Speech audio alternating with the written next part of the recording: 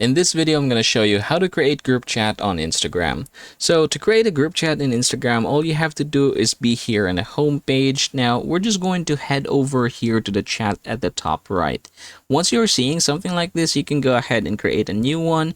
And then from here, there is the option to create a group chat here. So click that over there and then choose who you'd like to add. So I'm going to add this one, and then I'm going to go ahead and add this one. Alright, so just do for now, I'm going to hit the create group chat button, and there you go. So we've created a group chat. Now you can actually change the name and the image by tapping this one right here. So say for example, I'm going to go ahead and call this one the GC. Alright, there you go. And then you can go ahead and choose from the following here. So that's going to be your icon, or you can also go ahead and upload from your gallery, or you can click this one right here in order for you to choose an emoji. So I'm going to go ahead and choose this one, for example. Let's change the background to about, okay, blue.